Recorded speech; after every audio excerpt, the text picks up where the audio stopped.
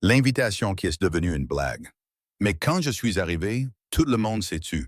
Je sais exactement à quel moment les amis de Julian Hart ont compris qu'il était sérieux quand il m'avait invité au gala de charité, car les rires dans son bureau sont passés de l'amusement à la gêne.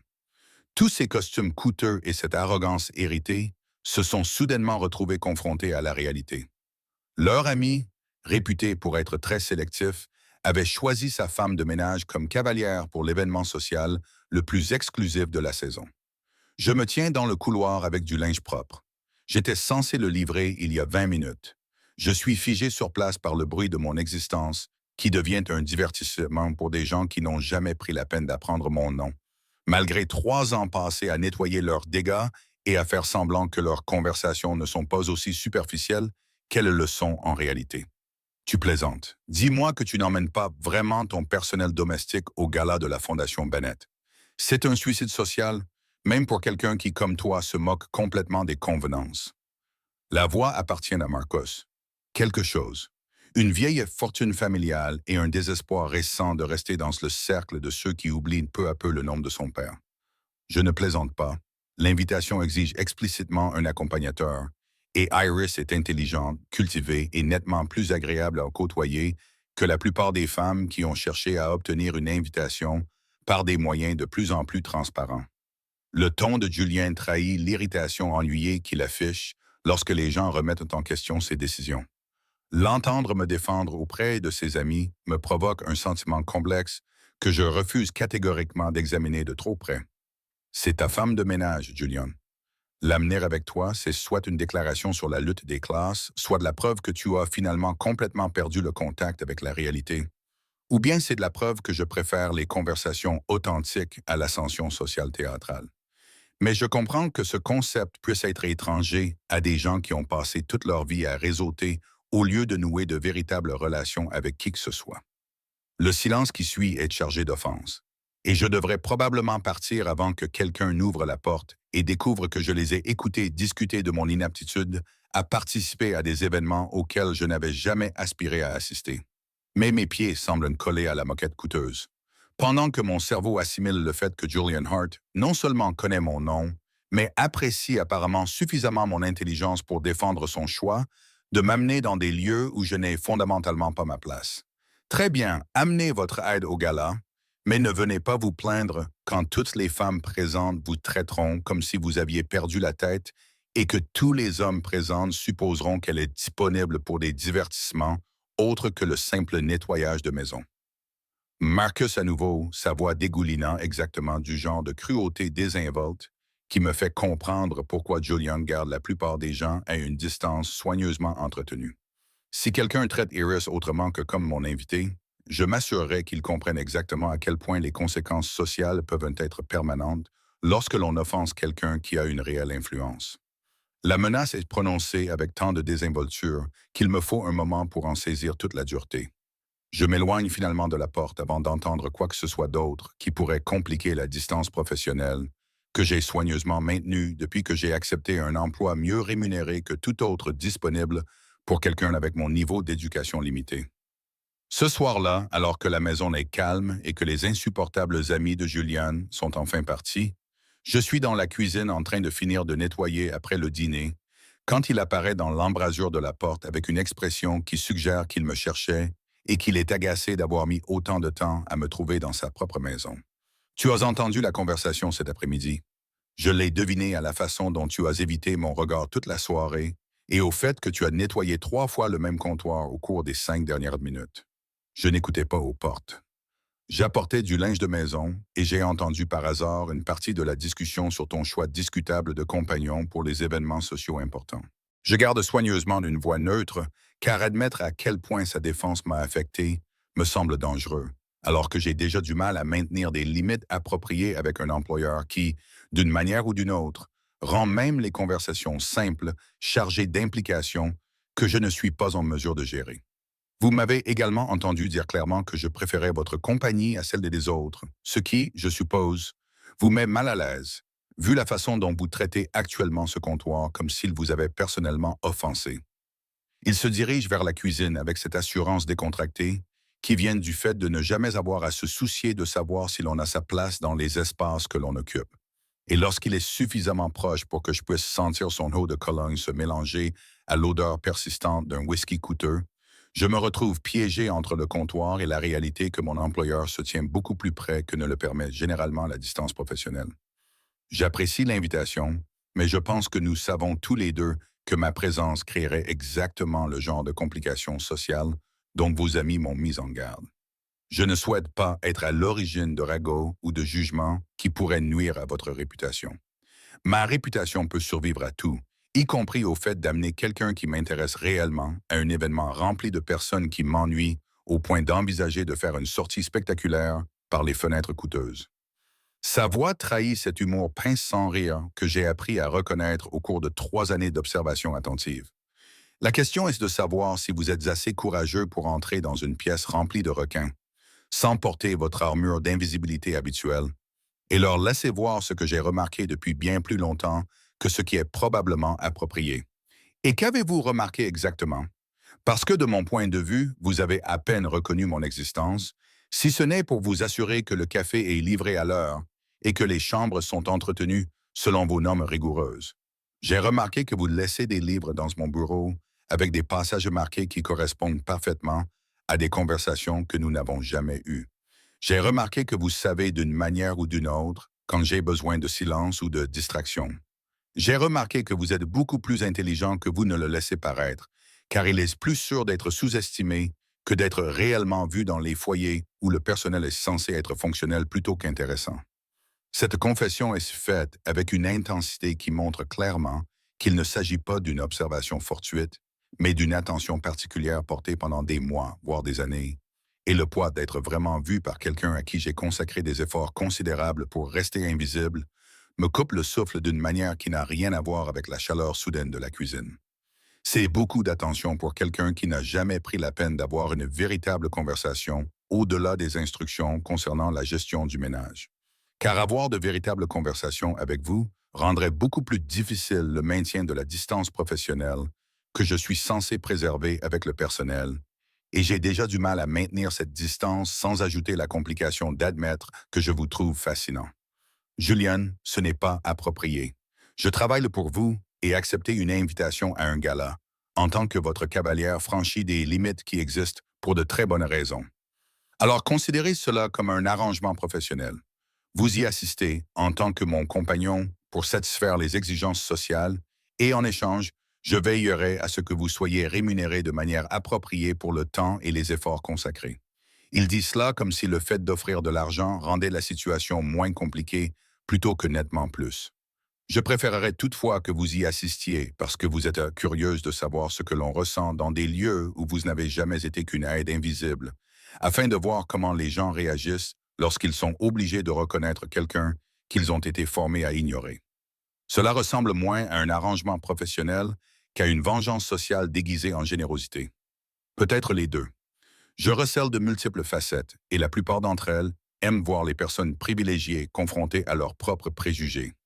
Son sourire est bref et sincère. Dis oui, Iris. Laisse-moi t'emmener dans un endroit où tu n'es jamais allé et montrer à ces gens insupportables ce qu'ils ont manqué en te traitant comme un meuble. La réponse intelligente serait de refuser, de maintenir des limites, de protéger l'emploi dont j'ai besoin et la relation professionnelle qui assure la stabilité de ma vie. Mais en regardant Julian Hart debout dans sa cuisine à minuit, me demandant d'assister à des événements que je n'ai jamais imaginés que de l'extérieur, la réponse intelligente me semble nettement moins attrayante que l'option imprudente de dire oui à quelque chose qui pourrait être soit la nuit la plus intéressante de ma vie, soit l'erreur catastrophique qui me coûterait tout ce que j'ai soigneusement construit. D'accord, j'irai, mais j'ai des conditions. Nommez-les. Ne faites pas de cela une œuvre de charité ou une occasion d'aider le personnel pauvre à découvrir le luxe. Vous me traiterez comme une véritable égale pendant la soirée, et non comme un projet que vous mettez en avant par ennui. D'accord. Autre chose, si vos amis se montrent cruels ou méprisants, je partirai immédiatement. Peu importe ce que cela peut donner, je ne supporterai pas l'humiliation pour votre expérience sociale. Si quelqu'un se montre cruel envers vous, je ferai en sorte qu'il le regrette, sans que vous ayez besoin d'être présent pour en être témoin. Tu as ma parole que si tu m'accompagnes, tu seras sous ma protection, que tu le veuilles ou non. Cette promesse faite avec une telle assurance me réchauffe le cœur. Je me surprends à acquiescer avant même que la logique ne puisse intervenir avec toutes les objections raisonnables expliquant pourquoi accepter cette invitation est probablement la pire décision que j'ai prise depuis des années, alors que j'ai généralement un bon jugement. Chapitre 2. L'homme que tout le monde veut. La semaine entre l'acceptation de l'invitation de Julien et le gala proprement dit s'écoule dans un étrange flou de conscience accrue où je remarque soudainement des choses sur mon employeur que je m'étais délibérément entraîné à ignorer pendant 3 ans de préservation professionnelle. Comme la façon dont les femmes appellent à la maison avec des excuses de plus en plus transparentes pour lui parler, ou la façon dont il traite chaque tentative avec le même désintérêt poli qui suggère qu'il a perfectionné l'art du rejet sans jamais être réellement impoli. Je suis en train d'organiser son agenda mercredi après-midi lorsque Vanessa Whitmore appelle pour la 3e fois cette semaine. Sa voix dégoulinante d'une douceur acquise à force de pratique ne parvient pas tout à fait à cacher le désespoir sous-jacent lorsqu'elle demande si Julien serait disponible pour déjeuner afin de discuter d'une initiative caritative qui ne nécessite certainement pas un repas privé pour être coordonné. Monsieur Hart est occupé cet après-midi. Je peux programmer un appel pour la semaine prochaine si l'affaire est vraiment urgente. Je garde un ton professionnellement neutre, même si nous savons tous les deux que son initiative caritative est un prétexte pour tenter une nouvelle fois d'attirer son attention, ce qui lui a lamentablement échoué pendant près de 6 mois. Bien sûr, même si j'espérais en discuter en personne, Julian et moi avons des conversations très productives lorsque nous ne sommes pas limités à des appels téléphoniques et à des réunions formelles. L'implication est suffisamment claire pour que même quelqu'un de moins observateur que moi la comprenne. Et je me surprends à éprouver quelque chose qui s'apparente de manière inconfortable à de la possessivité envers un homme qui, techniquement, m'emploie et ne devrait donc inspirer aucune émotion au-delà de la courtoisie professionnelle. Je lui transmettrai votre demande. Passez un bon après-midi, mademoiselle Whitmore. Je mets fin à l'appel avant qu'elle ne puisse continuer à me soutirer des informations sur l'emploi du temps ou la vie personnelle de Julian. Et lorsque je me retourne, je le trouve appuyé contre la porte de son bureau avec une expression qui suggère qu'il a entendu toute la conversation et qu'il s'amuse de mon irritation à peine dissimulée. Vanessa est tenace. Je lui reconnais sa détermination, même si ses méthodes manquent de subtilité. Elle a appelé 3 fois cette semaine avec des excuses de plus en plus élaborées pour organiser des rencontres privées. À un certain moment, la persévérance franchit une limite qui nécessite un rejet plus direct. Et comment suggérez-vous que je traite les femmes qui n'acceptent pas un désintérêt poli comme réponse? Dois-je être cruel pour ménager leurs sentiments ou continuer à faire preuve d'une courtoisie professionnelle qui, de toute évidence, ne fonctionne pas? Il entre dans la pièce avec cette grâce désinvolte, s'installant dans le fauteuil en face de son bureau, comme si nous avions une conversation normale au lieu de discuter de son histoire apparemment longue de poursuites amoureuses non désirées. Vous pourriez essayer d'expliquer pourquoi vous n'êtes pas intéressé, au lieu de les laisser se construire des fantasmes élaborés sur une éventuelle réciprocité que vous n'avez aucune intention de satisfaire. Je ne suis pas intéressé parce qu'aucune d'entre elles ne me voit autrement que comme un moyen d'accéder à l'argent et au statut social.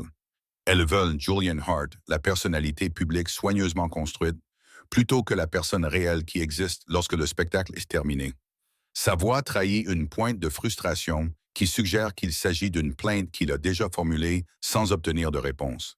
C'est épuisant d'être courtisé pour ce que l'on représente plutôt que pour ce que l'on est réellement. C'est probablement pour cela que je trouve votre manque total d'intérêt pour mon argent ou mes relations rafraîchissant, au point d'en être fascinant.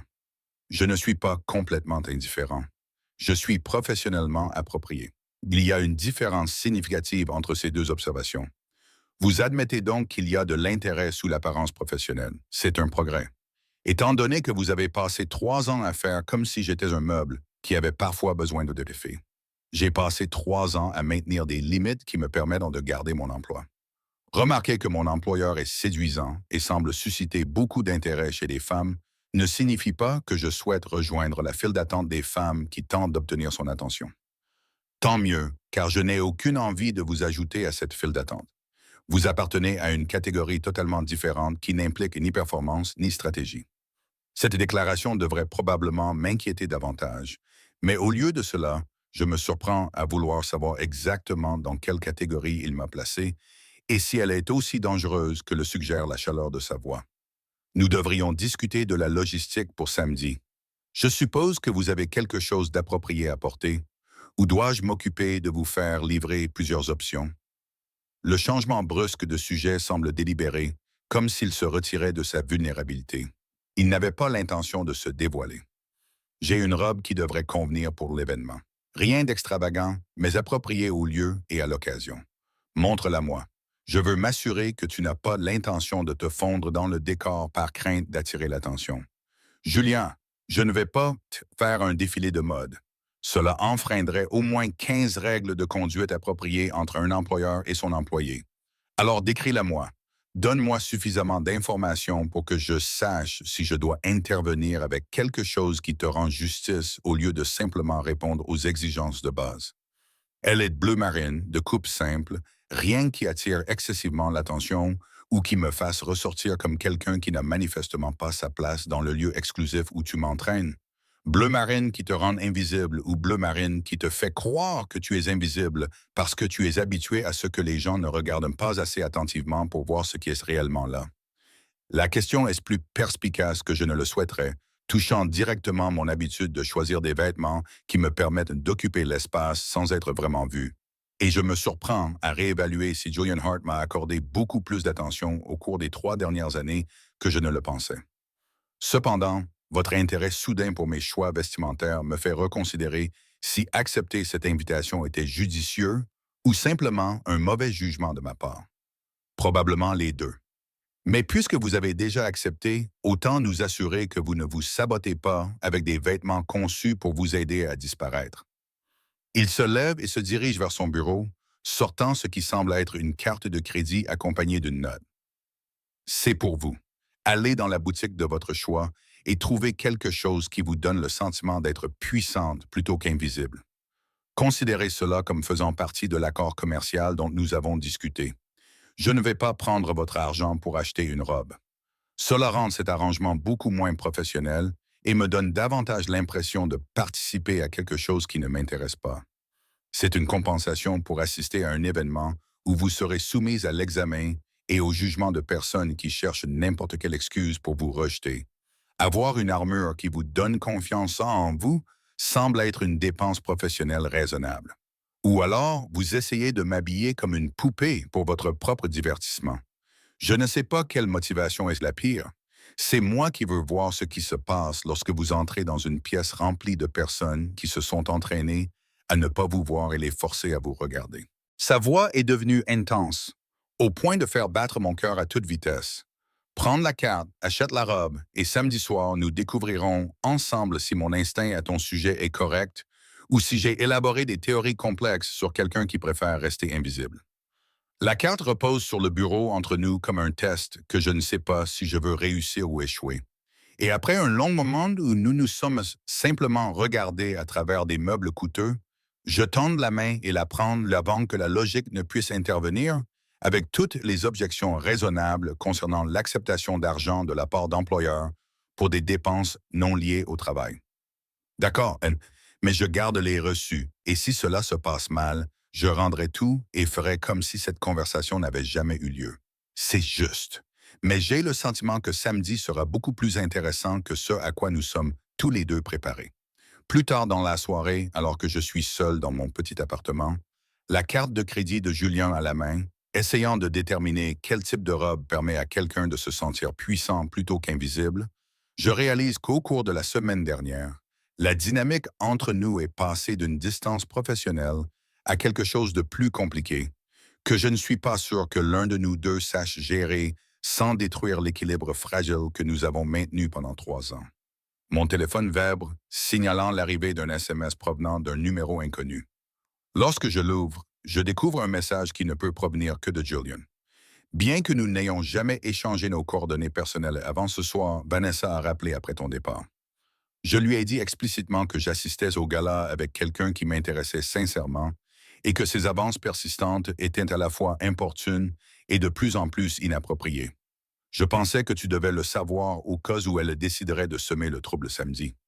GH. Son aveu désinvolte qu'il s'intéresse sincèrement à moi me touche plus que je ne le devrais, et je me surprends à relire le message 3 fois avant de répondre par quelque chose qui, je l'espère, semble désinvolte plutôt que de révéler à quel point ces 4 mots m'ont affecté. Merci. Mais je me demande maintenant si ma présence ne va pas me mettre dans une situation délicate, où des femmes éconduites vont me rendre la soirée difficile par instinct territorial. Sa réponse arrive en quelques secondes. Quiconque te rendra la soirée difficile le regrettera à jamais. Tu es sous ma protection et je prends cette responsabilité très au sérieux. Maintenant, va choisir ta robe et arrête de trop réfléchir. Accepter mon aide complique-t-il les choses? Notre relation est déjà compliquée. Autant l'accepter. GH, chapitre 3, l'entrée qui fait taire la salle de bal. La robe que je trouve après 2 jours de recherche dans des boutiques qui ne me laisseraient normalement pas franchir la porte, sans la carte de crédit de Julian, n'a rien à voir avec l'option marine sans risque que j'avais initialement prévue. Elle est entièrement en soie bordeaux foncé qui ondule comme du liquide sur ma peau, avec un décolleté qui suggère plutôt qu'il ne révèle, ce qui me fait me sentir à la fois puissante et légèrement terrifiée. La styliste de la dernière boutique m'a jeté un coup d'œil et a déclaré que ma structure osseuse était criminellement sous-exploitée par mes choix habituels. Et 3 heures plus tard, je me tiens devant le miroir de ma salle de bain, reconnaissant à peine la femme qui me regarde, avec une coiffure et un maquillage professionnel qui me donnent un air à la fois élégant et dangereux, ce que je n'avais jamais associé à mon propre reflet. Julian est censé venir me chercher à 19 heures, mais j'ai 20 minutes de retard car les derniers préparatifs ont pris plus de temps que prévu. Lorsque j'arrive enfin en voiture sur le lieu de la cérémonie, il m'envoie un SMS pour me dire qu'il m'attend là-bas. Mon cœur bat la chamade à l'idée d'entrer dans une salle remplie de personnes qui ne m'ont jamais vu autrement que comme une employée, si tant est qu'elles aient pris la peine de me remarquer. Le chauffeur m'ouvre la porte avec une courtoisie attentionnée. Je descends sur le tapis rouge, bordé de photographes, d'invités et de tenues de soirée qui coûtent probablement plus cher que ce que je gagne en un an. Pendant un instant, j'envisage sérieusement de remonter dans la voiture et d'envoyer un SMS à Julian pour lui dire que j'ai fait une terrible erreur et qu'il devrait trouver quelqu'un d'autre pour l'accompagner à ce spectacle intimidant. Mais je l'aperçois alors à l'entrée, scrutant les invités qui arrivent avec une intensité qui suggère qu'ils me cherchent spécifiquement. Et lorsque nos regards se croisent à travers la foule, l'expression sur son visage fait disparaître temporairement toute mon anxiété quant à ma place ici, sous le poids de son regard, comme si j'étais la seule personne qui existait à cet instant. Il se fraye un chemin à travers la foule avec une grâce déterminée, ignorant les tentatives de l'arrêter pour discuter. Et lorsqu'il m'atteint, il y a quelque chose dans son expression que je n'ai jamais vu auparavant. Un choc maîtrisé mêlé à quelque chose qui pourrait être de la fierté ou peut-être de la possession. Tu es en retard. Je commençais à penser que tu avais décidé que c'était trop de pression et que tu m'avais abandonné pour que j'affronte seul Marcus et ses commentaires insupportables. Sa voix est soigneusement contrôlée, mais je peux entendre la tension sous-jacente. En plus, tu es ravissante. Cette robe est bien mieux que tout ce que j'avais imaginé quand je t'ai suggéré de trouver quelque chose de puissant. La styliste avait son avis sur mes choix habituels, et 3 heures plus tard, voilà le résultat. Je ne suis toujours pas tout à fait convaincu de pouvoir porter cette robe sans que tout le monde remarque immédiatement que je me suis déguisé dans un monde auquel je n'appartiens pas vraiment. Tu ne te déguises pas. Tu as exactement l'air de quelqu'un qui est à sa place partout où elle choisit d'être. Sa main se pose sur le bas de mon dos alors qu'il me guide vers l'entrée et son poids possessif incite plusieurs femmes à proximité à suivre le geste avec des expressions allant de la curiosité à une hostilité à peine dissimulée. Prépare-toi.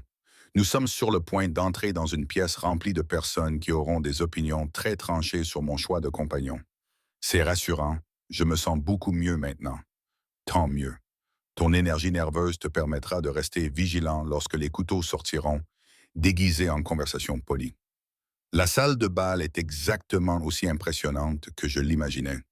Des lustres en cristal et des personnes riches qui tiennent des conversations polies, qui dissimulent à peine les manœuvres sociales et constantes qui se déroulent sous la surface de la courtoisie. Dès que nous franchissons les portes, je vois la prise de conscience se propager dans la foule comme une vague visible. Les conversations s'interrompent au milieu d'une phrase. Les têtes se tournent avec un intérêt mal dissimulé, et je surprends le moment précis où plusieurs personnes qui m'ont clairement reconnu de chez elles réalisent que Julian Hart a amené sa gouvernante comme cavalière à l'événement social le plus exclusif de la saison. Les rires que j'avais entendus dans le bureau de Julian la semaine dernière ont disparu, remplacés par un silence à la fois gratifiant et terrifiant, alors que nous nous enfonçons dans la salle, suivis par des dizaines de regards. Et je suis hyper conscient de la façon dont Julian me tient près de lui, sa main toujours posée de manière possessive sur mon dos, comme s'il voulait faire savoir à tous ceux qui nous regardent sous la protection de qui je me trouve exactement. Est-ce que toujours aussi calme lorsque vous entrez dans une pièce? Ou cette attention particulière est-elle réservée aux choix sociaux choquants?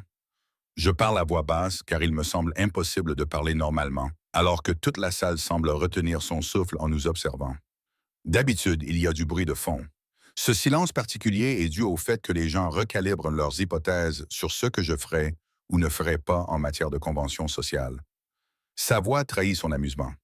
De plus, plusieurs femmes éprouvent actuellement la déception unique de réaliser qu'elles ont passé des mois à courtiser quelqu'un qui était apparemment intéressé par son propre personnel pendant tout ce temps. Cela n'aide pas. Maintenant, j'imagine toutes les façons dont elle planifie ma destruction sociale tout en conservant un sourire parfait. Qu'elles imaginent. La mise en œuvre réelle nécessite un courage que la plupart d'entre elles ne possèdent pas lorsqu'elles sont confrontées à quelqu'un qui n'a aucun intérêt à préserver des relations avec des personnes qu'il tolère à peine. Marcus s'approche avec une femme que je reconnais grâce au magazine. Une blonde parfaite issue d'une vieille famille fortunée. Et l'expression sur son visage lorsqu'il s'approche suffisamment pour me voir correctement est agréablement choquée, ce qui justifie complètement les 3 dernières heures de préparation. Julian, je vois que tu as finalement décidé d'amener ta compagne. La pose de Marcus avant le mot compagne est suffisamment éloquente pour exprimer clairement son opinion sans la formuler explicitement. Je dois toutefois admettre que la transformation est plus spectaculaire que je ne l'avais prévu lorsque nous avons discuté de cette décision discutable. Iris, voici Marcus Blackwell et sa femme Carolyn, qui ne feront aucun commentaire supplémentaire sur mes choix s'ils tiennent à continuer d'être invités aux événements que j'organise. Le ton de Julien est agréable, mais le sous-entendu est indéniable. Bien sûr, sans vouloir vous offenser. Vous êtes ravissante, mademoiselle.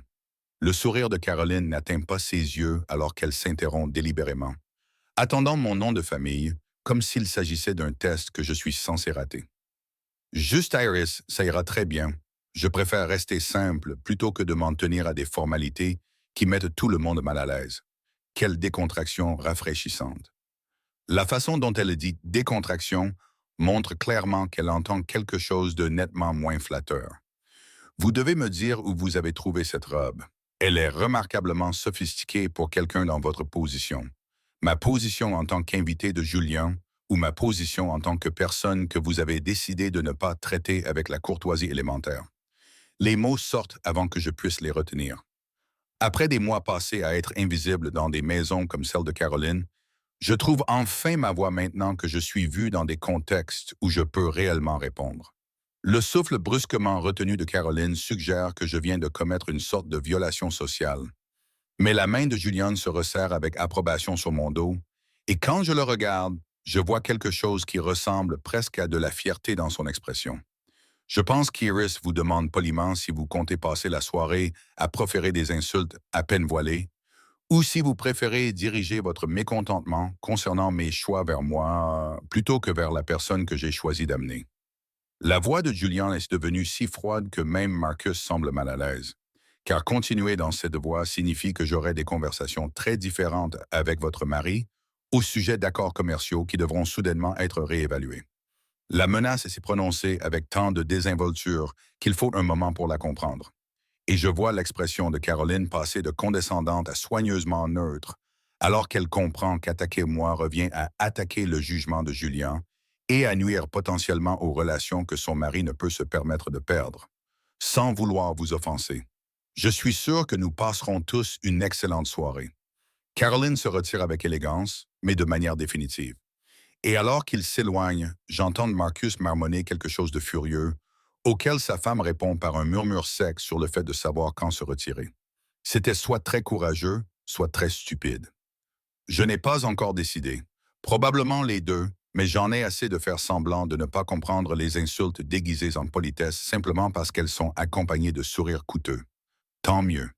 J'espérais que vous ne les laisseriez pas vous intimider au point de devenir une version de vous-même qui met tout le monde à l'aise en restant effacé et apologétique. Nous nous enfonçons dans Dazaïl de Bâle et je vois la foule s'écarter légèrement pour nous laisser passer. Une distance prudente qui suggère que les gens réévaluent la manière d'aborder quelqu'un qui est clairement sous la protection explicite de Julian Hart. Et le passage de l'invisible à l'inévitablement visible est si complet qu'il en devient presque physique. Une femme que je ne reconnais pas s'approche avec une chaleur sincère plutôt qu'une courtoisie calculée. Elle se présente comme Elena Rousseau et me complimente sur ma robe avec suffisamment de sincérité pour que je sache qu'elle ne joue pas la comédie pour plaire à quelqu'un, mais qu'elle pense vraiment ce qu'elle dit. Tu fais beaucoup de bruit. La moitié de la salle est scandalisée et l'autre moitié essaie de comprendre qui tu es et pourquoi Julian te regarde comme si tu étais la seule personne intéressante ici. Le sourire d'Elena est complice. Pour ce que ça vaut, je trouve merveilleux de voir les suppositions de tout le monde voler en éclats. Cette foule aurait bien besoin de plus de perturbations dans ces hiérarchies soigneusement entretenues. J'essaie simplement de survivre à cette soirée sans nuire de façon permanente à la position sociale de Julien. Sa position sociale peut survivre à tout, mais le voir s'intéresser à quelqu'un pour la première fois depuis des années est nettement plus divertissant qu'une autre soirée avec les mêmes personnes tenant les mêmes conversations creuses. Elle s'en va après m'avoir fait promettre de la retrouver plus tard pour une vraie conversation, plutôt que pour faire semblant. Et quand je me retourne vers Julien, je le trouve en train d'observer la scène avec satisfaction. Tu te fais des alliés. C'est une navigation sociale plus rapide que ce que la plupart des gens parviennent à faire en plusieurs années de participation à ces événements. Ou alors Elena est simplement assez gentille pour prendre en pitié quelqu'un qui est clairement dépassé dans un milieu hostile. Elena Rousseau ne fait pas dans la pitié. Elle est l'une des rares personnes véritablement honnêtes dans cette pièce. Et si elle a décidé que tu méritais d'être connue, alors tu viens de gagner une protection qui dépasse même celle que je peux t'offrir grâce à mes menaces et à mon influence professionnelle. La soirée se poursuit dans un tourbillon de présentations et de conversations, où je suis obligé de naviguer entre mon rôle de compagnon de Julian et celui de moi-même, dans un contexte où ces deux identités ne s'accordent pas naturellement. Et lorsque nous nous échappons sur la terrasse pour prendre l'air, je suis épuisé d'avoir constamment dû jouer le rôle de quelqu'un qui appartient à des espaces qui me semblent encore fondamentalement étrangers, malgré ma robe coûteuse et mon style professionnel. Tu as fait mieux que survivre. Tu t'es épanoui dès que tu as cessé d'attendre la permission d'exister dans des espaces que tu as gagné le droit d'occuper. La voix de Julian est chaleureuse et approbatrice. De plus, voir Caroline Blackwell réaliser qu'elle t'avait sous-estimé valait bien tous les moments inconfortables de cette soirée. J'ai peut-être été un peu plus provocante que sage, étant donné qu'elle a beaucoup plus de pouvoir social que je n'en aurais jamais. Elle a un pouvoir social qui n'existe que tant que des gens comme moi tolèrent sa présence. Et après la performance de ce soir, je suis beaucoup moins incliné à entretenir des relations avec des personnes qui ne sont pas capables de faire preuve d'une courtoisie élémentaire envers les invités que j'ai choisi d'amener. Si vous ressentez cette connexion particulière avec ce récit, ce frémissement dans votre estomac lorsqu'il la voit enfin, cette satisfaction lorsqu'elle affronte celui qui l'a jugée, vous n'êtes pas seul. Nos histoires sont différentes parce que nous ne suivons pas de formule. Nous créons des émotions réelles, une tension authentique, des personnages que vous ressentez. Vous savez, si vous voulez plus d'histoires comme celle-ci, abonnez-vous à la chaîne, activez les notifications et dites-moi dans les commentaires d'où vous regardez. Revenons maintenant au moment où tout a commencé à changer. Chapitre 4, lorsqu'elle devient trop visible. Le passage de l'invisibilité à une visibilité inévitable se fait progressivement au cours de l'heure suivante, alors que des hommes que je ne connais pas s'approchent avec un intérêt qui semble sincère plutôt que simulé. Toutes les présentations polies et les questions sur mon parcours suggèrent qu'ils écoutent réellement les réponses au lieu d'attendre simplement leur tour pour parler. Le premier est un certain David Chen, qui dirige une entreprise technologique et souhaite connaître mon avis sur un livre qu'il m'a vu lire dans le bureau de Julian il y a 3 mois, lorsqu'il est passé pour une réunion d'affaires. Le fait qu'il ait non seulement remarqué, mais aussi retenu ce que je lisais, rend la conversation beaucoup plus facile que les efforts sociaux prudents que j'avais déployé avec des personnes qui me considéraient comme un choix discutable de Julian plutôt que comme une personne qui valait la peine d'être connue. Vous avez d'excellents goûts littéraires. Cette autrice n'est pas suffisamment reconnue pour la précision avec laquelle elle rend compte des rapports de force dans les institutions. L'enthousiasme de David est rafraîchissant après une soirée passée à moduler soigneusement mes réponses pour ne rien révéler d'authentique. Êtes-vous universitaire ou simplement quelqu'un qui lit beaucoup par intérêt personnel? Principalement par intérêt personnel, même si j'envisage de reprendre des études pour obtenir un diplôme officiel maintenant que ma situation financière me permet de poursuivre des études au-delà du simple besoin de survie. Cette confession, c'est plus facile que prévu. Peut-être parce que David traite cela comme une véritable conversation, plutôt que comme un interrogatoire déguisé en bavardage. Si vous êtes sérieux, je connais plusieurs excellents programmes qui pourraient vous intéresser. Voici ma carte. N'hésitez pas à me contacter si vous souhaitez des recommandations ou des présentations à des personnes qui pourraient vous aider dans le processus de candidature. Il me tend ses coordonnées avec une générosité désinvolte qui suggère qu'il s'agit d'une offre sincère plutôt que d'une simple performance de réseautage. Je suis en train d'assimiler cette gentillesse inattendue lorsque je sens la présence de Julian derrière moi.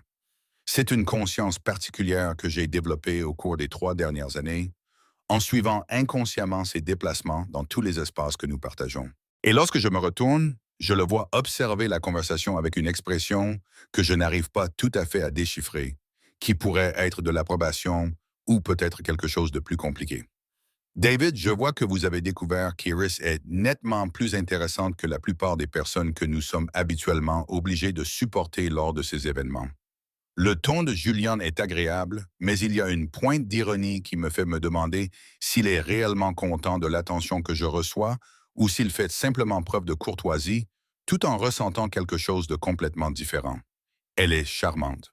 Vous auriez dû l'amener à ces événements il y a des années, au lieu de nous imposer les compagnes que vous vous sentiez obligé de nous fournir. La réponse de David est suffisamment sincère pour être considérée comme un compliment, mais quelque chose dans l'expression de Julian suggère qu'il n'est pas tout à fait à l'aise avec la facilité avec laquelle je noue des liens avec des personnes qu'il connaît depuis des années. Je m'en rends compte maintenant, mais mieux vaut tard que jamais. David s'excuse après m'avoir fait promettre une nouvelle fois de me renseigner sur les programmes éducatifs. Et dès qu'il est parti, la main de Julian se pose sur ma taille avec une pression qui semble plus possessive que les contacts occasionnels du début de la soirée. Tu collectionnes les admirateurs à un rythme effréné. Je commence à penser que t'amener ici était soit ma meilleure idée, soit une terrible erreur de calcul, selon le plaisir que je prends à voir d'autres hommes reconnaître ce que j'ai essayé de garder pour moi. Es-tu vraiment jaloux ou fais-tu simplement semblant de t'inquiéter parce que c'est ce qu'on attend de toi lorsque d'autres personnes s'intéressent à ta compagne? Je ressens quelque chose qui s'apparente de manière inconfortable à un instinct territorial, ce qui est nouveau et quelque peu alarmant, étant donné que je me moque généralement de savoir qui s'intéresse aux personnes qui m'accompagnent. Sa voix est devenue grave et intime malgré le cadre public.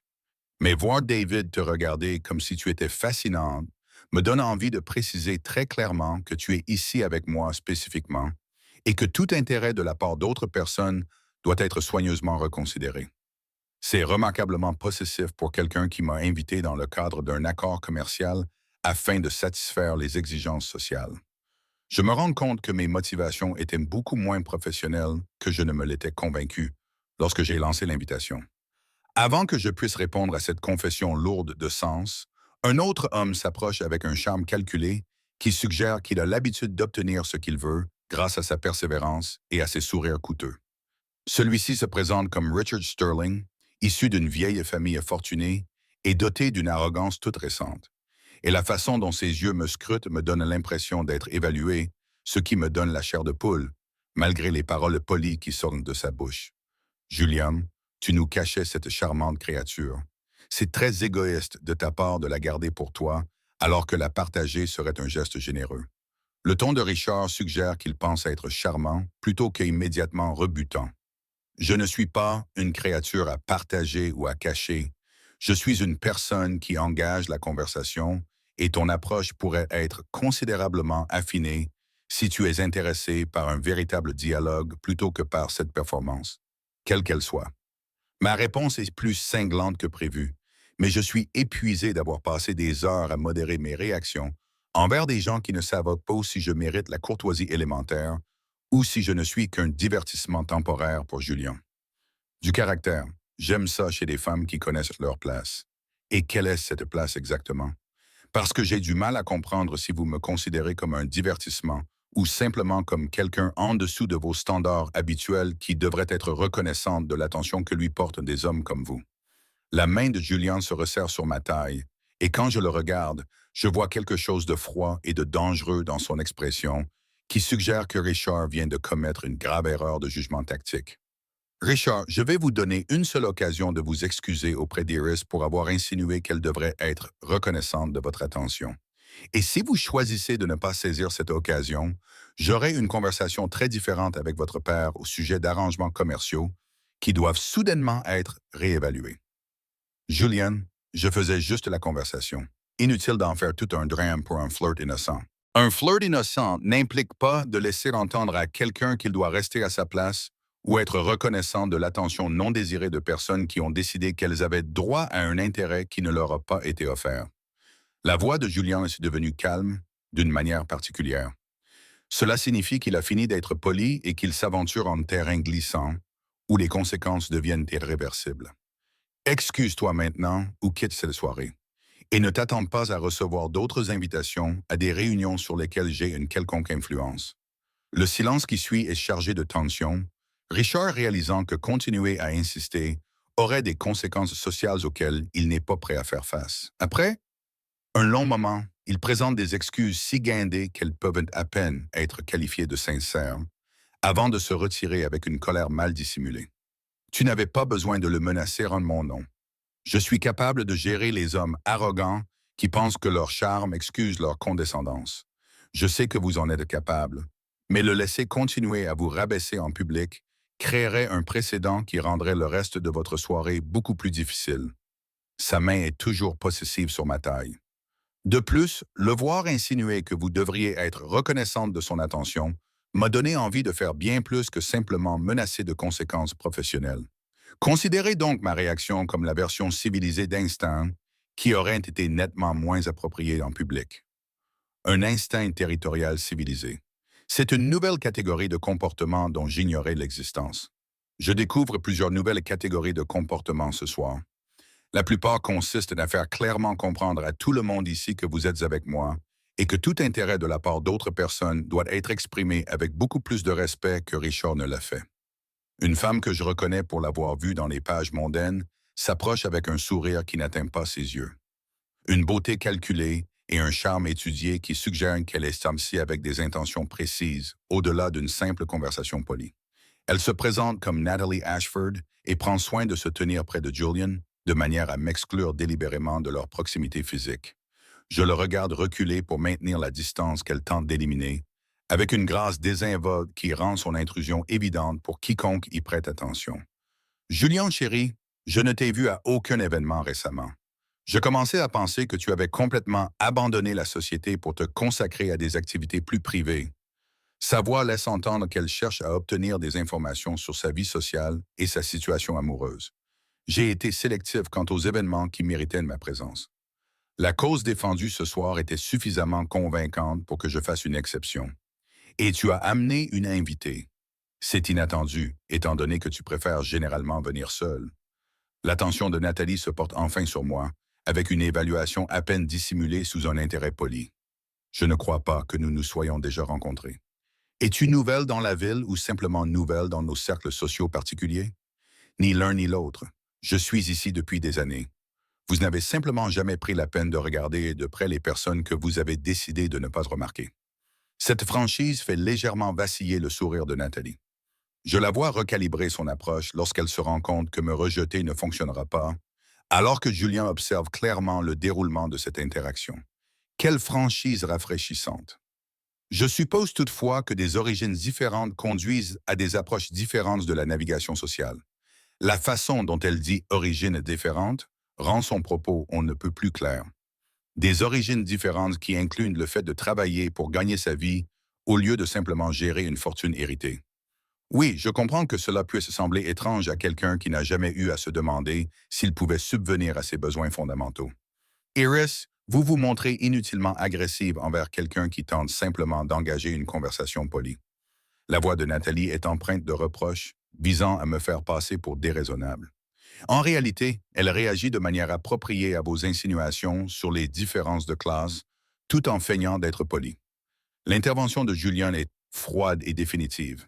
Et puisque vous avez évoqué les origines, discutons de la manière dont la fortune de votre famille a été bâtie sur des pratiques qui ne résisteraient pas à l'examen éthique moderne.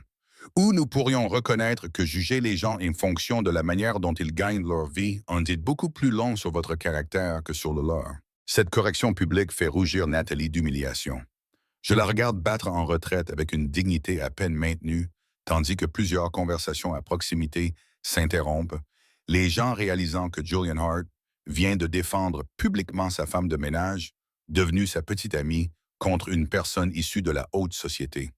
Tu ne cesses de te faire des ennemis en mon nom. À terme, cela aura des conséquences que tu n'es pas prêt à assumer. Laisse les conséquences se produire. J'en ai assez de tolérer les gens qui pensent que les circonstances de leur naissance leur donnent le droit de traiter les autres comme des êtres inférieurs. Sa main trouve la mienne, entrelaçant nos doigts dans un geste à la fois intime et qui semble déclarer publiquement de quel côté il se range. De plus, te voir tenir tête à des gens qui s'attendaient à te voir t'effondrer est bien plus satisfaisant que de maintenir des relations avec des personnes que je n'ai jamais vraiment appréciées. Chapitre 5. Le renversement des pouvoirs. Une heure plus tard, nous nous échappons vers un balcon privé surplombant la ville, lorsque le spectacle constant de la guerre sociale devient trop épuisant à supporter sans craquer. Et le soulagement d'être seul avec Julien dans l'air frais de la nuit me fait réaliser combien d'énergie j'ai dépensé simplement en existant dans des espaces où ma présence est constamment évaluée et jugée par des gens qui ne parviennent pas à décider si je mérite le respect élémentaire. Il reste silencieux pendant un long moment, appuyé contre la balustrade, avec ce contrôle prudent qui suggère qu'il est en train de réfléchir à quelque chose qu'il ne sait pas trop comment exprimer. Et lorsqu'il finit par parler, sa voix trahit une vulnérabilité que je ne lui ai jamais entendue en 3 ans de fréquentation quotidienne. Je réalise ce soir que je vous ai pris pour acquis d'une manière que je ne comprenais pas pleinement avant de voir d'autres personnes reconnaître ce que j'essayais de garder invisible. Et cette reconnaissance m'oblige à affronter le fait que je me suis beaucoup plus investi dans votre relation que ne le permet la distance professionnelle. Julien, que voulez-vous dire exactement? Car cela ressemble dangereusement à l'aveu de sentiments qui compliquent tout dans notre relation de travail et toute ma stabilité future. Je dis qu'entre le premier livre que tu as laissé sur mon bureau et ce soir, en te voyant tenir tête à des gens qui devraient te terrifier, j'ai cessé de te considérer comme un employé et j'ai commencé à te voir comme la seule personne dans ma vie qui comprenne vraiment qui je suis. À la fin du spectacle, il se tourne vers moi et l'intensité de son regard me coupe le souffle. Je te fais confiance comme je n'ai jamais fait confiance à personne. Pas avec mon argent ou mes affaires, mais avec les parties de moi-même que je cache à tout le monde. Et réaliser que cette confiance s'est construite au fil des ans, alors que je me convainquais qu'il s'agissait simplement d'une compatibilité professionnelle, me fait remettre en question tout ce que je pensais comprendre des limites appropriées. Tu dis que tu es tombé amoureux de ta femme de ménage tout en prétendant que tu appréciais simplement son bon travail. C'est soit romantique, soit un échec catastrophique de jugement professionnel, selon le point de vue. Probablement les deux. Je semble prendre l'habitude de cette combinaison particulière ce soir. Son sourire est autodépréciatif. Mais en vous observant ce soir, en vous voyant mener des conversations avec intelligence et grâce tout en refusant de vous rabaisser pour mettre les gens à l'aise, j'ai réalisé que j'étais amoureux de vous depuis bien plus longtemps que je ne veux bien l'admettre.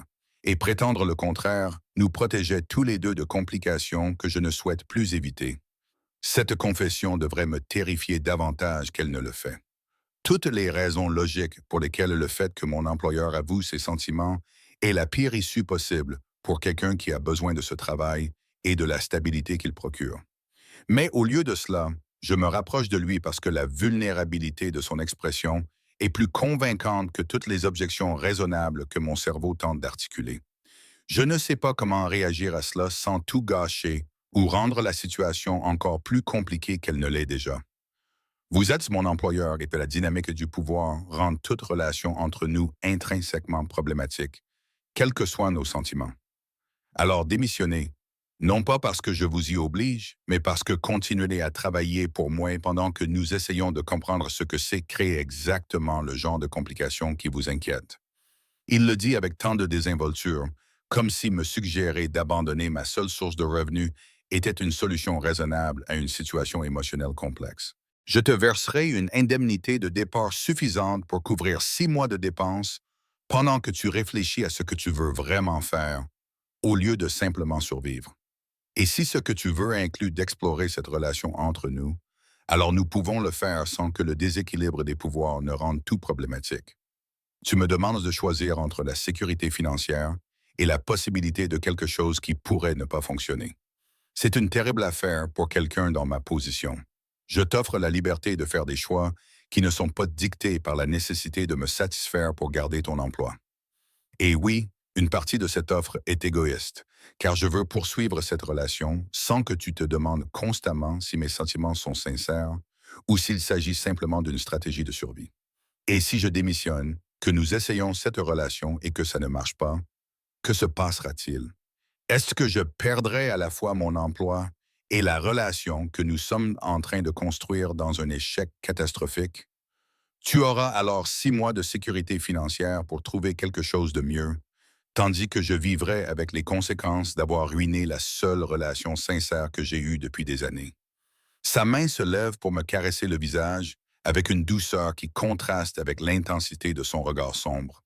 Je ne te demande pas de prendre une décision ce soir. Je te demande de considérer que ce que nous avons construit depuis 3 ans vaut peut-être la peine de prendre le risque de laisser derrière nous la sécurité pour quelque chose qui pourrait vraiment compter. Juliane, je suis à moitié amoureuse de toi depuis le 6e mois. Quand tu as remarqué que je lisais pendant ma pause déjeuner et que tu as commencé à laisser des livres qui, selon toi, pourraient me plaire sur le comptoir de la cuisine, sans jamais en parler directement. Et passer 3 ans à prétendre que la distance professionnelle me protégeait, au lieu de me rendre simplement malheureuse, a été épuisant d'une manière que je ne voulais pas admettre. Cette confession m'échappe avant que je puisse la retenir. Mais l'admettre, alors que tu es toujours mon employeur, me fait ressentir exactement le genre de vulnérabilité qui fait souffrir les gens comme moi lorsque les rapports de force changent et que les sentiments deviennent gênants. Alors laisse-moi supprimer ces rapports de force. Demain, je ferai rédiger des documents juridiques qui garantiront votre indemnité de départ et vous protégeront de toute représailles si cela ne se passe pas comme nous l'espérons tous les deux. Il est si proche maintenant que je peux sentir son souffle sur mes lèvres. Je vous demande de me faire confiance. Je sais faire la différence entre désirer quelqu'un et être prêt à détruire sa vie pour l'avoir. Et je te promets que même si cela se termine mal, tu seras protégé sans avoir à sacrifier tout ce que tu as construit. C'est fou. Nous sommes sur le balcon d'un gala de charité et nous discutons de la fin de mon contrat afin de pouvoir explorer des sentiments qui pourraient n'être qu'une attirance compliquée mêlée à 3 ans de proximité. Ou bien c'est nous qui sommes enfin honnêtes sur ce qui s'est construit bien avant que cette soirée ne nous oblige à le reconnaître publiquement. Son baiser est prudent, me laissant la possibilité de me retirer si c'est trop rapide. Mais au lieu de cela, je me surprends à le serrer contre moi, car 3 ans de distance professionnelle m'ont laissé assoiffé de ce genre de connexion honnête. Le baiser s'intensifie avec une intensité prudente. Tout le désir que nous avons réprimé trouve son exutoire dans des caresses à la fois désespérées et tendres. Et lorsque nous nous séparons enfin, nous respirons tous les deux difficilement et nous nous regardons comme si nous avions franchi une ligne que nous ne pourrons jamais franchir à nouveau. C'est donc oui à la démission et à l'exploration de ce qu'il y a entre nous. C'est oui à la rédaction des documents juridiques, puis à la prise d'une décision lorsque je ne serai plus émotionnellement compromise par des robes coûteuses et la vulnérabilité sur les balcons. C'est juste. Pour information, j'espère que la décision sera de donner une vraie chance à cette relation plutôt que de te protéger d'une souffrance potentielle en maintenant une distance qui a déjà été complètement détruite. Nous devrions rentrer avant que les gens ne commencent à spéculer sur ce que nous faisons ici seuls. Laisse-les spéculer. Je me fiche de ce que les gens pensent de mes choix, tant que tu es à l'aise avec l'attention que notre relation va susciter. Notre relation, tu es très confiant quant à des résultats qui n'ont pas encore été décidés. Je suis confiante quant à ce que je veux. Le reste n'est que logistique et protection juridique pour m'assurer que tu es en sécurité, quelle que soit la tournure que prendront les événements. Nous retournons dans la salle de bal et je remarque immédiatement les regards qui suivent notre entrée. Toutes tes observations attentives de la part de personnes qui ont remarqué notre absence et tirent leurs propres conclusions sur ce que cela signifie. Julian me tient près de lui avec des gestes possessifs qui rendent ses intentions claires à tous ceux qui y prêtent attention. Et lorsque nous partons une heure plus tard je suis épuisé par cette performance constante, mais aussi exalté par le passage de l'invisibilité à une place incontournable dans sa vie. Chapitre 6. Les conséquences. 6. La semaine qui suit le gala passe dans un tourbillon d'appels téléphoniques que je ne suis pas censé entendre et de publications sur les réseaux sociaux que je ne devrais probablement pas lire. Toutes les spéculations vont bon train sur la mystérieuse compagne de Julian Hart et sur le fait d'amener sa femme de ménage à des événements mondains relève d'un choix excentrique ou d'un effondrement social complet, selon les commentaires. Les documents juridiques qu'il m'avait promis sont arrivés mardi matin, livrés par un avocat qui traite l'accord de licenciement comme s'il était tout à fait normal pour un employeur de fournir 6 mois de salaire garanti à une employée qu'il courtise et qui lit les pages de protection qui garantissent ma sécurité financière. Quelle que soit l'issue, la décision de démissionner me semble à la fois plus sûre et plus terrifiante que tout ce que j'ai envisagé au cours de mes années de gestion prudente des risques. Julian me laisse le temps de réfléchir, en gardant une distance professionnelle pendant la journée, tout en m'envoyant des SMS le soir avec des observations sur nos journées respectives qui me semblent plus intimes que toute proximité physique que nous avons partagée. Et j'apprends qu'il est nettement plus doué pour exprimer ses sentiments par écrit que dans une conversation verbale, lorsqu'il n'est pas soumis à la pression d'une réponse immédiate. Mercredi soir, je range mes quelques affaires dans la petite chambre que j'occupe depuis 3 ans, lorsqu'il apparaît dans l'embrasure de la porte avec une expression qui suggère qu'il a rassemblé son courage pour avoir une conversation. Il ne sait pas trop comment s'y prendre. J'ai passé toute la semaine à répondre à des appels de personnes qui ont des opinions très tranchées sur mes choix. La plupart d'entre elles pensent que j'ai perdu la tête et quelques-unes ont été explicitement cruelles à ton égard, au point que j'ai envie de mettre fin définitivement à nos relations professionnelles. J'ai vu certains commentaires sur les réseaux sociaux. Apparemment, je suis soit une croqueuse de diamants qui t'a piégé par la manipulation, soit tu traverses une sorte de crise qui nécessite l'intervention de personnes soucieuses de ton bien-être. J'essaie de garder un ton léger, mais ces jugements constants ont ébranlé la confiance que j'avais acquise pendant le gala. Ces deux versions sont insultantes pour vous et totalement inexactes quant à ma capacité à prendre des décisions. J'ai passé la semaine à expliquer clairement à tous ceux qui voulaient bien m'écouter que vous n'êtes pas un stratagème dans lequel je suis tombé, mais quelqu'un que j'ai choisi délibérément après avoir passé des années à apprendre à vous connaître. Il entre dans la pièce et soudain, le petit espace semble encore plus confiné avec nous deux et toute la tension non résolue qui s'est accumulée depuis le baiser sur le balcon. C'est gentil, mais cela ne change rien au fait que je suis désormais le sujet de ragots et de spéculations qui me suivront, que nous poursuivions cette relation ou que nous décidions qu'il s'agissait simplement d'une folie passagère provoquée par des robes coûteuses et une vulnérabilité émotionnelle. Alors nous nous assurons que ce n'est pas temporaire. Nous nous engageons à vraiment essayer au lieu de laisser le jugement des autres dicter des choix qui ne devraient ne concerner que nous. Julien, j'ai démissionné aujourd'hui, j'ai donné mon préavis et signé tous tes documents juridiques. Je suis donc officiellement au chômage et complètement dépendante de ton indemnité de licenciement pour survivre les 6 prochains mois, le temps de décider de la suite. Cette admission rend la situation réelle d'une manière que la réflexion seule n'avait pas tout à fait accompli. C'est à la fois terrifiant et exaltant. Et je ne sais pas si j'ai fait le bon choix ou si j'ai simplement détruit ma vie pour des sentiments qui pourraient s'estomper une fois que la nouveauté d'être ensemble aura disparu. La nouveauté ne va pas s'estomper, car ce n'est pas une nouveauté. Ce sont 3 années de fondation qui sont enfin reconnues et correctement construites. Il réduit la distance entre nous. Ses mains se posent sur ma taille avec une possessivité familière. Je sais que tu as peur. Moi aussi, je suis terrifié, car je ne me suis jamais assez soucié de quelqu'un pour risquer une telle vulnérabilité. Mais je préfère essayer et échouer plutôt que de passer le reste de ma vie à me demander ce que nous aurions pu être si j'avais eu le courage de me lancer. Et si les ragots s'intensifiaient? Et si le fait d'être avec moi nuisait à ta réputation ou à tes relations professionnelles d'une manière irrémédiable? Alors, je reconstruirai ma vie avec des gens qui ne basent pas leurs décisions professionnelles sur mes relations amoureuses. Et honnêtement, si ma réputation ne peut pas survivre au fait de choisir quelqu'un d'authentique plutôt que quelqu'un d'approprié, alors ce n'est pas une réputation qui vaut la peine d'être protégée. C'est remarquablement idéaliste pour quelqu'un qui a passé toute sa vie à gérer avec soin l'image publique et les relations sociales. Tu me rends idéaliste, c'est inconfortable et cela va probablement entraîner plusieurs mauvaises décisions professionnelles. Mais je me rends compte que je tiens plus à te garder qu'à maintenir des relations avec des gens qui pensent que les circonstances de naissance sont plus importantes que le caractère réel. Son baiser est moins prudent que celui sur le balcon.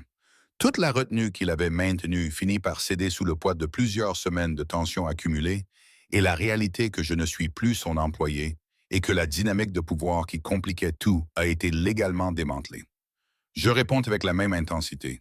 3 années de désirs refoulés trouvent enfin leur libération et nos caresses explorent un territoire que nous avons tous deux imaginé, mais que nous ne nous sommes jamais vraiment permis d'explorer.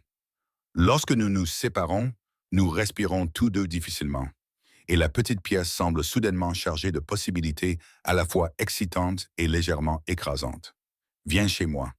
Pas dans ma maison où tu as travaillé, mais dans ma vraie maison, où je garde les parties de moi-même que je ne montre à personne d'autre.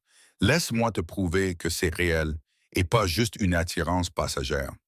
Julian, si je rentre avec toi ce soir, on sait tous les deux qu'on ne va pas juste regarder ta collection de livres ou avoir une conversation innocente sur nos sentiments.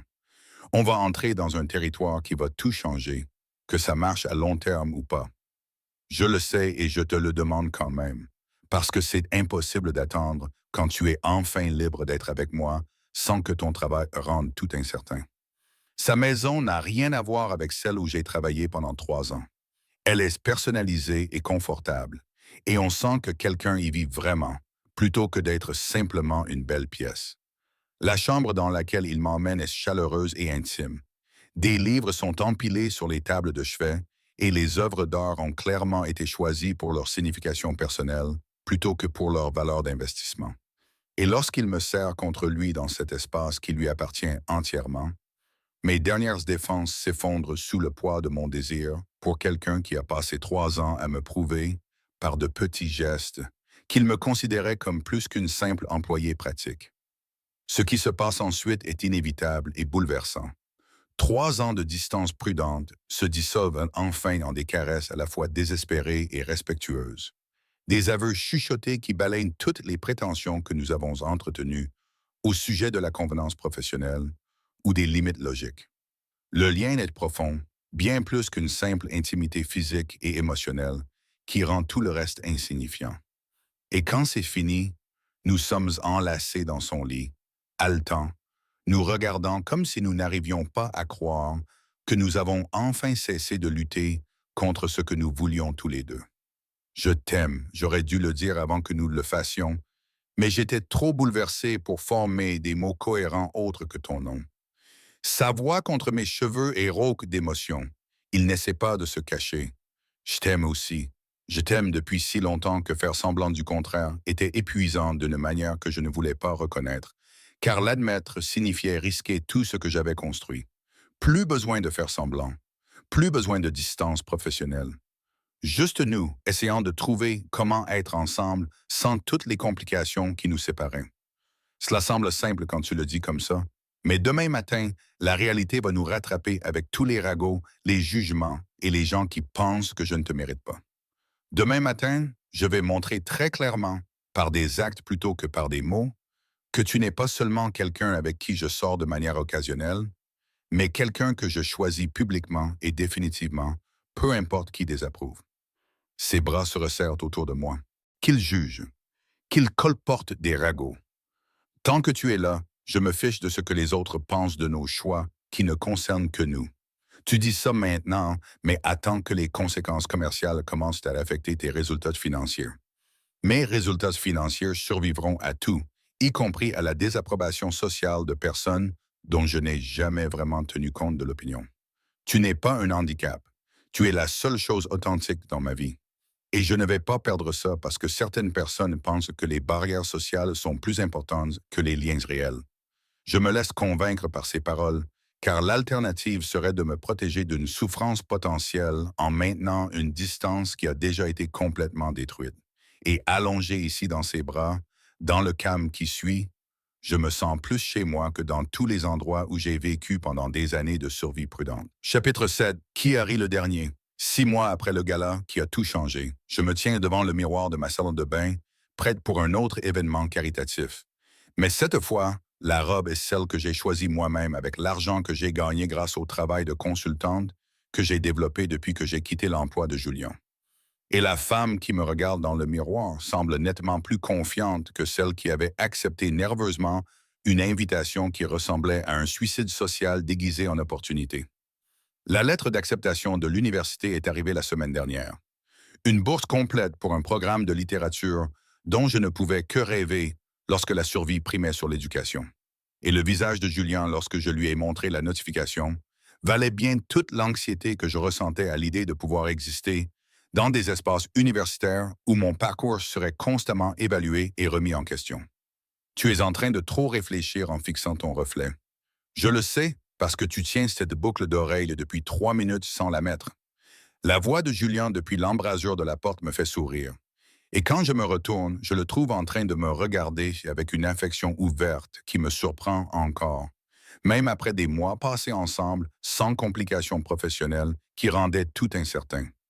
Je suis en train d'assimiler le fait que nous retournons au même endroit où tout le monde pensait que tu avais perdu la tête il y a 6 mois, sauf que maintenant, je t'accompagne en tant que ta petite amie officielle et non plus en tant que ton choix de rendez-vous discutable. Tu n'as jamais été discutable. Ce sont les réactions des autres qui étaient discutables. Tu étais parfait à l'époque et tu es parfaite aujourd'hui, sauf que tu as beaucoup plus confiance en toi et que tu te soucies moins de ce que les gens pensent. Il se dirige vers la salle de bain, pose ses mains sur ma taille et croise mon regard dans le miroir. De plus, tu vas à cet événement en tant que personne qui a mérité son propre succès, plutôt qu'en acceptant simplement le mien. Ce qui rend cette soirée encore plus satisfaisante que le gala initial où tu as détruit toutes les suppositions de tout le monde sur qui mérite d'occuper certaines places.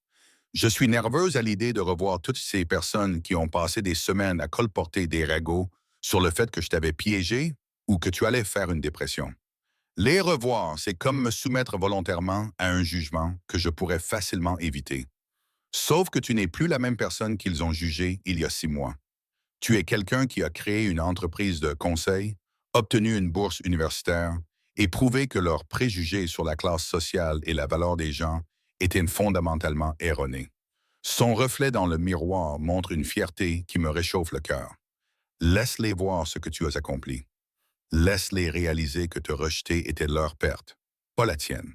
Et si quelqu'un rend cette soirée difficile, je m'en occuperai comme je me suis occupé de tout le reste, en rendant les conséquences permanentes pour les personnes qui ne sont pas capables de faire preuve d'un respect élémentaire. Le lieu est exactement aussi intimidant que dans mon souvenir. Tout en cristal et en gens riches qui discutent poliment. Mais entrer au bras de Julian cette fois-ci est fondamentalement différent de mon entrée terrifiée il y a 6 mois, lorsque j'étais convaincu que tout le monde pouvait voir à travers ma robe empruntée la femme de ménage qui se cachait dessous. Les chuchotements commencent dès que nous entrons. Tout le monde dissimule mal son intérêt en réalisant que nous sommes toujours ensemble et apparemment suffisamment sérieux pour continuer à apparaître en public malgré le scandale initial que notre relation a provoqué. Elena Rousseau s'approche la première avec une chaleur sincère et m'embrasse, suggérant que nous avons maintenu l'amitié qui a commencé lors du gala initial, malgré mes inquiétudes quant à savoir si les gens de son monde voudraient réellement continuer à avoir des liens avec quelqu'un de mon monde. Tu es absolument radieuse. J'ai entendu parler de ton admission à l'université et de ton travail de consultante. Je suis très fier que tu aies construit quelque chose qui t'appartient entièrement, au lieu de devenir simplement une extension du monde de Julien. Son enthousiasme est contagieux et sincère. De plus, la moitié des invités meurent d'envie de savoir si vous êtes toujours ensemble, et l'autre moitié essaie de trouver comment s'excuser pour ce qu'ils ont dit il y a 6 mois, sans admettre qu'ils avaient un tort surtout. Qu'ils se posent de la question. Je me fiche de ce que les gens pensent tant que les personnes qui comptent vraiment me soutiennent. Tant de mieux. Cette confiance te va très bien. Garde-la. Marcus et Caroline apparaissent avec des expressions qui suggèrent qu'ils ont passé beaucoup de temps à réfléchir à la manière d'aborder cette interaction.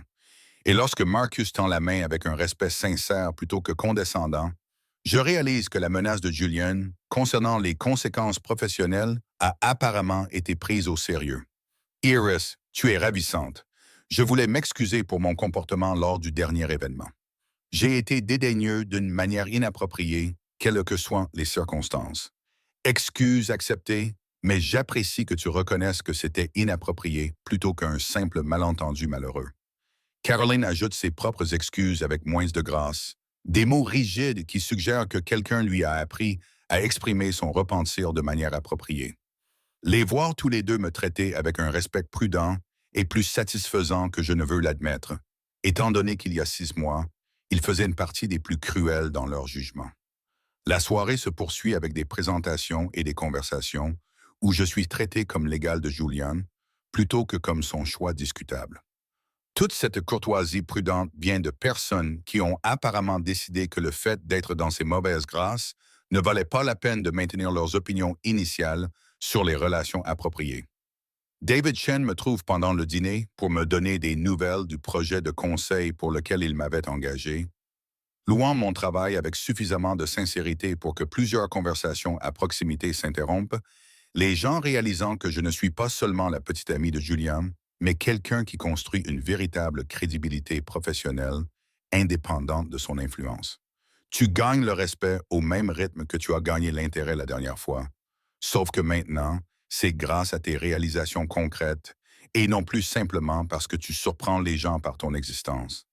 La voix de Julien est chaleureuse et approbatrice alors que nous nous réfugions sur le même balcon où il m'avait avoué ses sentiments pour la première fois il y a 6 mois. Je suis encore en train d'assimiler le fait que les personnes qui m'avaient rejeté me traitent désormais comme si j'avais de l'importance. Cela me semble surréaliste, d'une manière qui ne me met pas encore tout à fait à l'aise. Tu as toujours compté. Ils avaient juste besoin de temps pour reconnaître ce que j'avais vu dès le début, à savoir que tu es exceptionnel, peu importe d'où tu viens ou comment tu gagnes ta vie. C'est remarquablement romantique pour quelqu'un qui a passé 3 ans à prétendre qu'il était juste doué pour faire du café.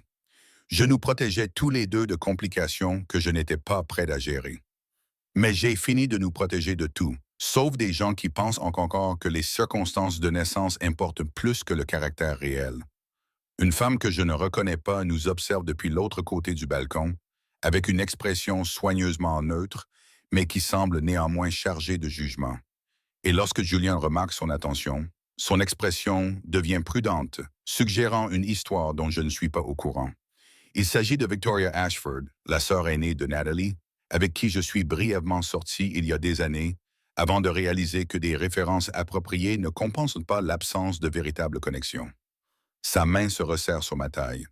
Elle m'appelle depuis le gala initial pour essayer d'organiser des réunions afin de discuter de ce qu'elle appelle mes choix relationnels discutables.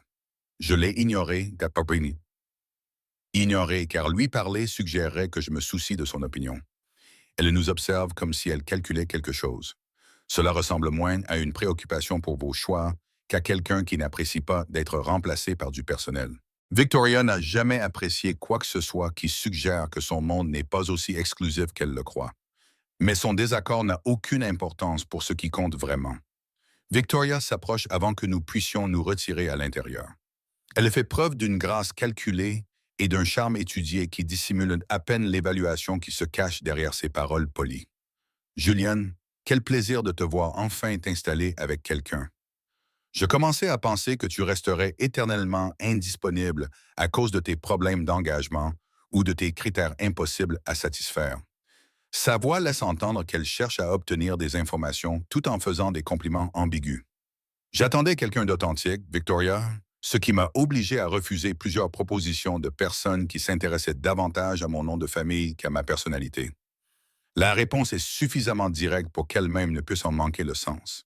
Et tu as trouvé l'authenticité chez quelqu'un qui travaillait chez toi. C'est très égalitaire de ta part de regarder au-delà des frontières traditionnelles. La façon dont elle le dit donne l'impression que les frontières traditionnelles sont quelque chose qui mérite d'être préservé. J'ai trouvé quelqu'un d'authentique qui me voyait comme une personne plutôt que comme une ressource à exploiter. Oui, je comprends que ce concept puisse sembler étranger à des personnes qui ont passé leur vie à nouer des relations stratégiques plutôt qu'à établir des liens authentiques. Eh bien, je vous souhaite à tous les deux beaucoup de bonheur, même si je me demande si des relations fondées sur des bases aussi différentes peuvent réellement durer à long terme. Le sourire de Victoria n'atteint pas ses yeux. Je suppose que le temps nous dira si l'amour suffit à combler les fossés que la société s'efforce de maintenir. Elle part avant que l'un de nous deux puisse répondre, et la menace implicite dans ses derniers mots plane dans l'air avec un poids qui suggère qu'elle n'a pas fini d'essayer de créer des problèmes pour une relation qu'elle désapprouve clairement. Elle va nous causer des ennuis. Je le vois à la façon dont elle calcule déjà comment nous nuire tout en conservant un déni plausible. Quel essai! Nous avons survécu à 6 mois de ragots et de jugements de la part de personnes bien plus influentes que Victoria Ashford. Quoi qu'elle tente, cela ne changera rien entre nous. Tu es très confiant pour quelqu'un dont l'ex-petite amie vient de laisser entendre que notre relation avait une date d'expiration. Je suis confiante parce que je sais ce que nous avons construit et je sais que c'est plus fort que tout ce que Victoria pense pouvoir détruire par ses manœuvres sociales. Il me serre contre lui et les lumières de la ville créent une toile de fond presque romantique. Elle est entrée dans ta vie de manière invisible et en est sortie de manière inoubliable. Ce n'est pas quelque chose qui s'estompe simplement parce que des personnes qui contiennent pour toi décident de désapprouver. Tu viens de me citer quelque chose que j'ai dit il y a 6 mois. Je me souviens de tout ce que tu dis. C'est en partie pour cela que je suis tombée amoureuse de toi au départ. Nous sommes retournés dans la salle de bal et je suis frappé par la différence avec il y a 6 mois. Nous traversons la foule qui s'écarte avec respect plutôt qu'avec jugement. Je suis traité comme quelqu'un qui a sa place ici plutôt que comme quelqu'un qui s'est accidentellement retrouvé dans un espace qui ne lui est pas destiné. Julien me tient près de lui, mais cela ressemble plus à un partenariat qu'à une protection. Deux personnes qui se sont choisies et qui naviguent dans un monde qui accepte peu à peu qu'elles ne partiront pas, malgré les désapprobations. Alors que nous partons, je surprends Victoria qui nous observe depuis l'autre bout de la pièce, avec une expression qui suggère qu'elle est déjà en train de planifier une intervention qui, selon elle, nous séparera. Mais debout ici, la main de Julien dans la mienne, avec 6 mois de relations solides derrière nous, je me rends compte que je ne suis pas particulièrement préoccupé par les menaces de personnes dont je n'ai jamais eu besoin de l'approbation. J'ai survécu en étant invisible. Et quoi qu'il arrive ensuite, nous y ferons face ensemble, comme nous avons fait face à tout le reste depuis cette première invitation que tout le monde pensait être une blague. Fin.